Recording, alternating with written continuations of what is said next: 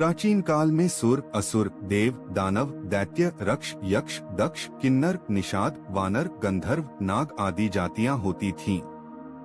राक्षसों को पहले रक्ष कहा जाता था। रक्ष का अर्थ जो समाज की रक्षा करें। राक्षस लोग पहले रक्षा करने के लिए नियुक्त हुए थे, लेकिन बाद में इनकी प्रवृत्तियां बदलने के कारण और अपने कर्मों के कारण बदनाम होते गए और आज के संदर्भ में इन्हें असुरों और दानवों जैसा ही माना जाता है। देवताओं की उत्पत्ति अदिति से, असुरों की दिति से, दानवों की दनु कद्रु से नाग की मानी गई है। पुराणों के अनुसार कश्यप की सुरसा नामक रानी से यातुधान राक्षस उत्पन्न हुए, लेकिन एक कथा के अनुसार प्रजापिता ब्रह्मा ने समुद्रगत जल और प्राणियों की रक्षा के लिए अनेक प्रकार के प्राणियों को उत्पन्न किया। उनमें से कुछ प्राणियों ने रक्षा की जिम्मेदारी संभाली तो वे राक्षस कहलाए, और जिन्होंने यक्षण पूजन करना स्वीकार किया वे यक्ष कहलाए। जल की रक्षा करने के महत्वपूर्ण कार्य को संभालने के लिए यह जाति पवित्र मानी जाती थी। राक्षसों का प्रतिनिधित्व इन दोनों लोगों को सौंपा गया, हेति और प्रहेति। ये दोनों भाई थे। ये दोनों भी दैत्यों के प्रतिनिधि मधु और कैटब के समान ही बलशाली और पराक्रमी थे। प्रहेति धर्मात्मा था तो हेति को राजपाट और राजनीति में ज्यादा रुचि थी। रामायण काल में जहाँ विचित्र तरह के मानव और पशु पक्षी होते थे, वहीं उस काल में राक्षसों का आतंक बहुत ज्यादा बढ़ गया था। राक्षसों में मायावी शक्तियां होती थीं। वे अपनी शक्ति से देव और मानव को आतंकित करते रहते थे। रामायण काल में संपूर्ण दक्षिण भारत और दंडकारण्य क्षेत्र, मध्य प्रदेश, छत्तीसगढ़ पर राक्षसों का आतंक था। दंड नामक राक्षस के कारण ही इस क्षेत्र का नाम दंडकारण्य पड़ा था। आइए जानते हैं रामायण काल के वे 10 राक्षस जिनका डंका बजता था। पहले राक्षस उत्पत्ति की कथा। राक्षस हेति और प्रहेति। राक्षसों का प्रतिनिधित्व 2 लोगों को सौंपा गया, हेति और प्रहेति। ये दोनों भाई थे। हेति ने अपने साम्राज्य विस्तार हेतु काल की पुत्री भया से विवाह किया। भया से उसके विद्युत्केश नामक एक पुत्र का जन्म हुआ। उसका विवाह संध्या की पुत्री सालकटंकटा से हुआ। माना जाता है कि सालकटंकटा व्यभिचारिणी थी। इस कारण जब उसका पुत्र जन्मा तो उसे लावारिस छोड़ दिया गया। विद्युत्केश ने भी उस पुत्र की यह जानकर कोई परवाह नहीं की कि यह न मालूम किसका पुत्र है। बस यहीं से राक्षस जाति में बदलाव आया। शिव और मां पार्वती की उस अनाथ बालक पर नजर पड़ी और उन्होंने उसको सुरक्षा प्रदान की। उस अबोध बालक को त्याग देने के कारण मां पार्वती ने शाप दिया कि अब से राक्षस जाति की स्त्रियां जल्द गर्भ धारण करेंगी और उनसे उत्पन्न बालक तत्काल बढ़कर माता के समान अवस्था धारण करेगा। इस शाप से राक्षसों में शारीरिक आकर्षण कम, विकरालता ज्यादा रही। शिव और पार्वती ने उस बालक का नाम सुकेश रखा। शिव के वरदान के कारण वह निडर था। वह निर्भीक होकर कहीं भी विचरण कर सकता था। शिव ने उसे एक विमान भी दिया था। सुकेश के 3 पुत्र। सुकेश ने गंधर्व कन्या देववती से विवाह किया। देववती से सुकेश के 3 पुत्र हुए, 1 माल्यवान, 2 सुमाली और 3 उमाली। इन तीनों के कारण राक्षस जाति को विस्तार और प्रसिद्धि प्राप्त हुई। इन तीनों भाइयों ने शक्ति और ऐश्वर्य प्राप्त करने के लिए ब्रह्मा जी की घोर तपस्या की। ब्रह्मा जी ने इन्हें शत्रुओं पर विजय प्राप्त करने और तीनों भाइयों में एकता और प्रेम बना रहने का वरदान दिया। वरदान के प्रभाव से ये तीनों भाई अहंकारी हो गए। तीनों भाइयों ने मिलकर विश्वकर्मा से त्रिकूट पर्वत के निकट समुद्र तट पर लंका का निर्माण कराया और उसे अपने शासन का केंद्र बनाया। इस तरह उन्होंने राक्षसों को एकजुट कर राक्षसों का आधिपत्य स्थापित किया और उसे राक्षस जाति का केंद्र भी बनाया। लंका को उन्होंने धन और वैभव की धरती बनाया और यहाँ तीनों राक्षसों ने राक्षस संस्कृति के लिए विश्व विजय की कामना की। उनका अहंकार बढ़ता गया और उन्होंने यक्षों और देवताओं पर अत्याचार करना शुरू किया, जिससे संपूर्ण धरती पर आतंक का राज कायम हो गया। इन्हीं तीनों भाइयों के वंश में आगे चलकर राक्षस जाति का विकास हुआ। तीनों भाइयों के वंशज में माल्यवान के वज्र, मुष्टि, धिरुपार्श्व, दुर्मख, सप्तवहन, यज्ञकोप, मत्त, उन्मत्त नामक पुत्र और अनला नामक कन्या हुई। सुमाली के प्रहस्त, अकनपन, विकट, कालिकामुख, धूमराश, दंड, सुपार्श्व, सहादी, प्रधस, भास्कण नामक पुत्र तथा रांका, कुंडपोतकटा, कैक्सी, कुभींशी नामक पुत्रियां हुई। इनमें से कैक्सी रावण की मां थी। माली रावण के नाना थे। रावण ने इन्हीं के बलबूते पर अपने साम्राज्य का विस्तार किया और शक्तियां बढ़ाई। माली के अनल, अनिल, हर और संपाति नामक 4 पुत्र हुए। ये चारों पुत्र रावण की मृत्यु पश्चात विभीषण के मंत्री बने थे। रावण राक्षस जाति का नहीं था, उसकी माता राक्षस जाति की थी, लेकिन उनके पिता यक्ष जाति के ब्राह्मण थे।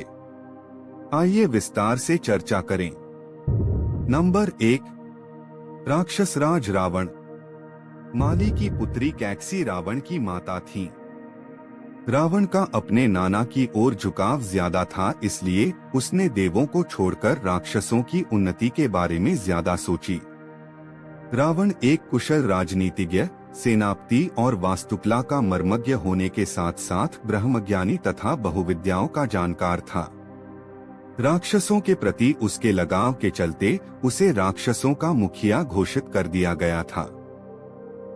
रावण ने लंका को नए सिरे से बसाकर राक्षस जाति को एकजुट किया और फिर से राक्षस राज कायम किया। उसने लंका को कुबेर से छीना था। उसे मायावी इसलिए कहा जाता था कि वह इंद्रजाल, तंत्र, सम्मोहन और तरह तरह के जादू जानता था। उसके पास एक ऐसा विमान था जो अन्य किसी के पास नहीं था। इस सभी के कारण सभी उससे भयभीत रहते थे। पौराणिक मान्यता अनुसार एक शाप के चलते असुरराज विष्णु के पार्षद जय और विजय ने ही रावण और कुंभकर्ण के रूप में फिर से जन्म लेकर धरती पर अपना साम्राज्य स्थापित किया। द्वापर युग में यही दोनों शिशुपाल व दंतवक्त्र नाम के अनाचारी के रूप में पैदा हुए थे। इनको 3 जन्मों की सजा थी। रावण ने रक्ष संस्कृति का विस्तार किया था। रावण ने कुबेर से लंका और उनका विमान छीना। रावण ने राम की सीता का हरण किया और अभिमानी रावण ने शिव का अपमान किया था। विद्वान होने के बावजूद रावण क्रूर, अभिमानी, दंभी और अत्याचारी था। नंबर 2, कालनेमी। कालनेमी राक्षस रावण का विश्वस्त अनुचर था। यह भयंकर, मायावी और क्रूर था। इसकी प्रसिद्धि दूर दूर तक थी। रावण ने इसे एक बहुत ही कठिन कार्य सौंप दिया था। जब राम रावण युद्ध में लक्ष्मण को शक्ति लगने से वे बेहोश हो गए थे, तब हनुमान को तुरंत ही संजीवनी लाने का कहा गया था। हनुमान जी जब द्रोणाचल की ओर चले तो रावण ने उनके मार्ग में विघ्न उपस्थित करने के लिए कालनेमी को भेजा। कालनेमी ने अपनी माया से तालाब, मंदिर और सुंदर बगीचा बनाया और वह वहीं एक ऋषि का वेश धारण कर मार्ग में बैठ गया। हनुमान जी उस स्थान को देखकर वहां जलपान के लिए रुकने का मन बनाकर जैसे ही तालाब में उतरे तो तालाब में प्रवेश करते ही एक मगरी ने अकुलाकर उसी समय हनुमान जी का पैर पकड़ लिया। हनुमान जी ने उसे मार डाला। फिर उन्होंने अपनी पूंछ से कालनेमी को जकड़कर उसका वध कर दिया। नंबर 3, सुबाहु। ताड़का के पिता का नाम सुकेतु यक्ष और पति का नाम सुंद था। सुंद एक राक्षस था, इसलिए यक्ष होते हुए भी ताड़का राक्षस कहलाई।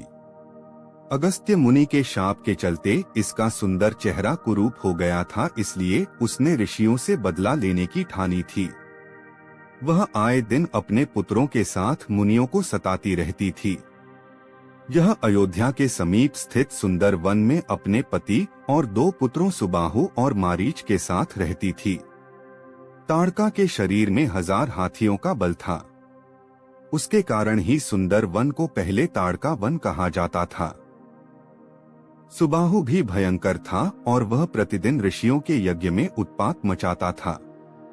उसी वन में विश्वामित्र सहित अनेक ऋषिमुनि तपस्या करते थे। ये सभी राक्षसगण हमेशा उनकी तपस्या में बाधाएं खड़ी करते थे। विश्वामित्र एक यज्ञ के दौरान राजा दशरथ से अनुरोध कर एक दिन राम और लक्ष्मण को अपने साथ सुंदर वन ले गए। राम ने ताड़का का और विश्वामित्र के यज्ञ की पूर्णाहुति के दिन सुबाहु का भी वध कर दिया था। राम के बाण से मारीच आहत होकर दूर दक्षिण में समुद्र तट पर जा गिरा। नंबर 4 मारीच। राम के तीर से बचने के बाद ताड़का पुत्र मारीच ने रावण की शरण ली। मारीच लंका के राजा रावण का मामा था। जब शूर्पणखा ने रावण को अपने अपमान की कथा सुनाई तो रावण ने सीताहरण की योजना बनाई।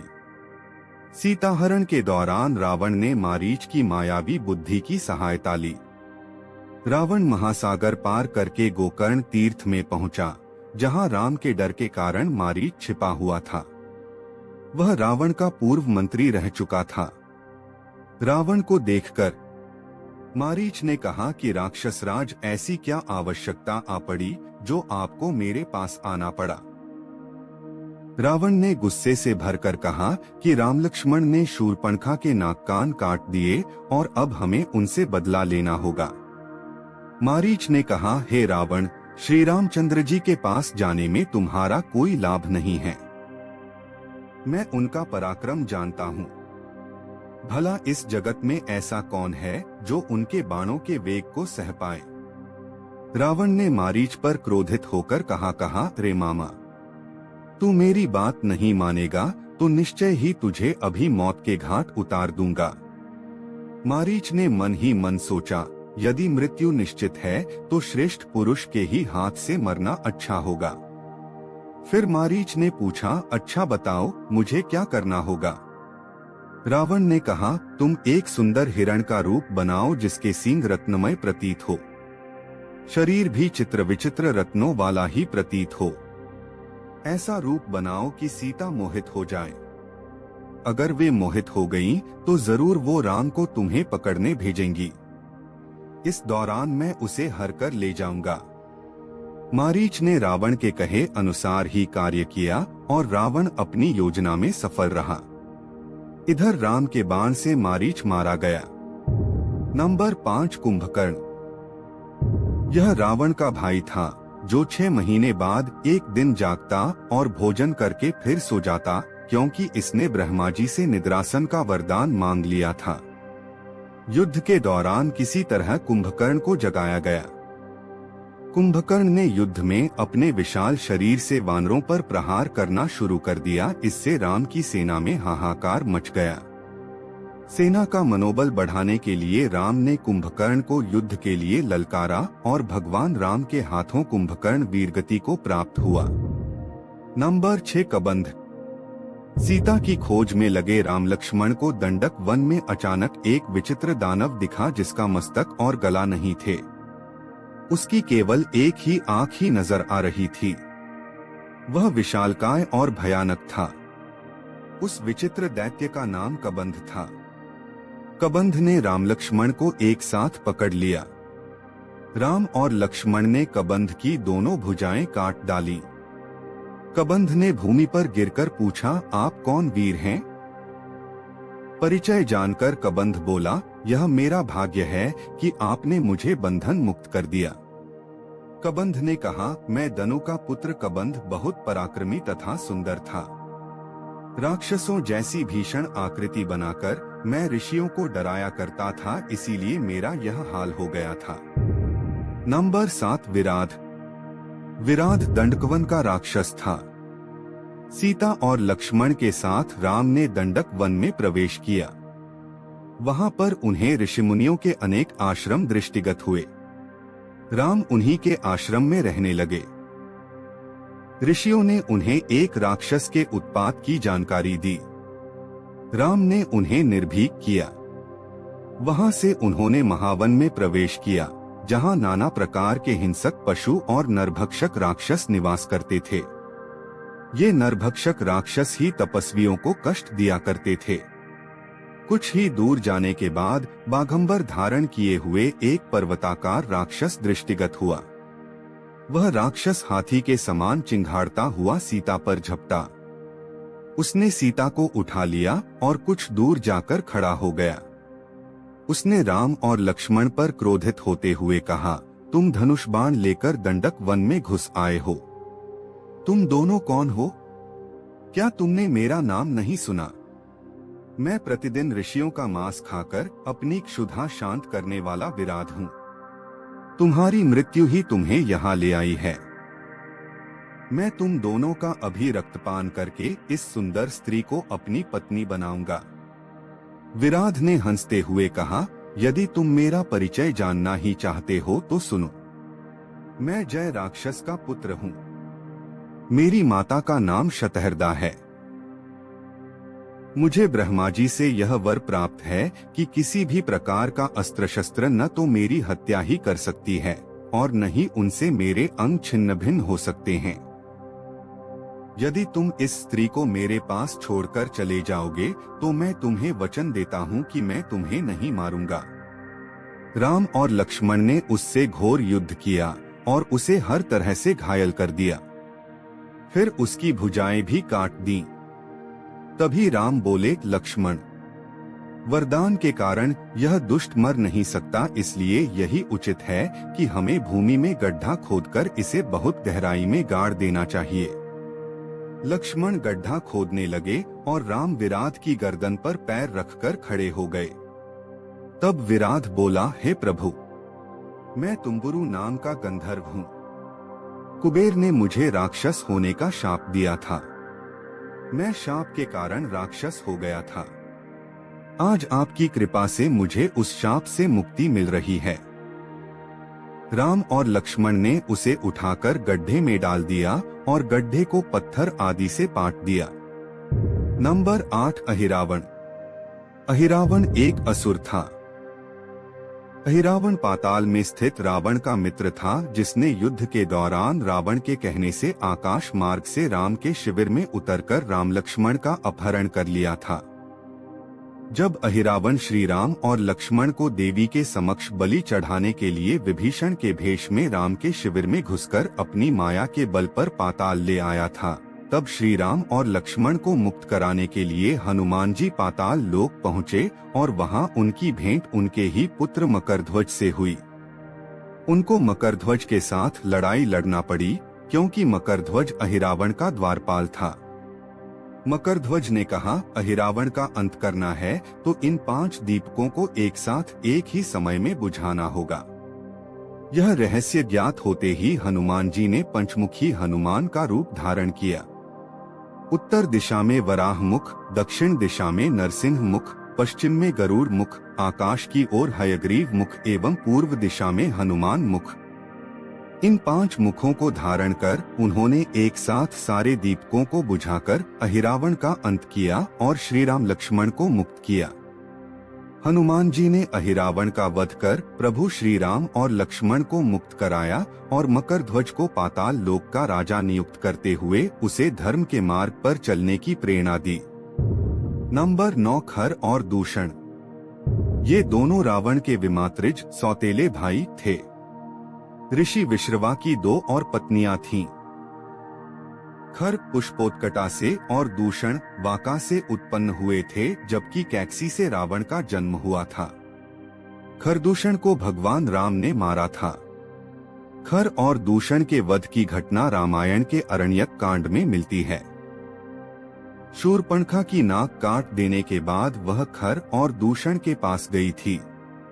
खर और दूषण ने अपनी सेना तैयार कर वन में रह रहे राम और लक्ष्मण पर हमला कर दिया था, लेकिन दोनों भाइयों ने मिलकर अकेले ही खर और दूषण का वध कर दिया। नंबर 10, मेघनाद। मेघनाद को इंद्रजीत भी कहा जाता है, क्योंकि उन्होंने स्वर्ग पर आक्रमण करके उस पर अपना अधिकार जमा लिया था। मेघनाद बहुत ही शक्तिशाली और मायावी था। उसने हनुमान जी को बंधक बनाकर रावण के समक्ष प्रस्तुत कर दिया था। दिव्य शक्तियां रावण के पुत्रों में मेघनाद सबसे पराक्रमी था। माना जाता है कि जब इसका जन्म हुआ तब इसने मेघ के समान गर्जना की, इसलिए यह मेघनाद कहलाया। मेघनाद ने युवावस्था में दैत्यों के गुरु शुक्राचार्य की सहायता से सप्त यज्ञ किए थे और शिव के आशीर्वाद से दिव्य रथ, दिव्यास्त्र और तामसी माया प्राप्त की थी। उसने राम की सेना से मायावी युद्ध किया था। कभी वह अंतर्धान हो जाता तो कभी प्रकट हो जाता। विभीषण ने कुबेर की आज्ञा से गुह्यक जल श्वेत पर्वत से लाकर दिया था, जिससे नेत्र धोकर अदृश्य को भी देखा जा सकता था। श्रीराम की ओर के सभी प्रमुख योद्धाओं ने इस जल का प्रयोग किया था, जिससे मेघनाद से युद्ध किया जा सके। मेघनाद का वध, इसने राम लक्ष्मण पर दिव्य बाण चलाया जो नागपाश में बदल गया। इससे राम लक्ष्मण मूर्छित होकर गिर पड़े। राक्षस सेना में खुशी लहर छा गई, जबकि वानर सेना का मनोबल टूटने लगा। विपरीत स्थिति देखकर हनुमान जी पवन वेग से उड़ते हुए गरुड़ जी को लेकर आए। गरुड़ जी ने नागपाश को काटकर राम लक्ष्मण को बंधन मुक्ति किया। राम लक्ष्मण स्वस्थ होकर वानर सेना का मनोबल बढ़ाने लगे। मेघनाद को जब राम लक्ष्मण के जीवित होने की सूचना मिली तो वह अपनी सेना लेकर फिर युद्ध करने आया। इस बार लक्ष्मण और मेघनाद का प्रलयकारी युद्ध आरंभ हुआ। दोनों एक दूसरे पर दिव्यास्त्रों का प्रयोग करने लगे। दोनों के युद्ध को देखकर आकाश के देवता भी हैरान थे। तभी लक्ष्मण ने एक दिव्य बाण भगवान राम का नाम लेकर मेघनाद पर छोड़ दिया। बाण मेघनाद का सिर काटते हुए आकाश में दूर तक लेकर चला गया। मेघनाद की इस स्थिति को देखकर राक्षस सेना का मनोबल पूरी तरह टूट गया और प्राण बचाकर नगर की ओर भागने लगे। रावण को जब मेघनाद की मृत्यु का समाचार मिला तो शोक के कारण वह जड़वत अपने सिंहासन पर बैठ गया। Thank you for watching this video. Please subscribe this channel for more information.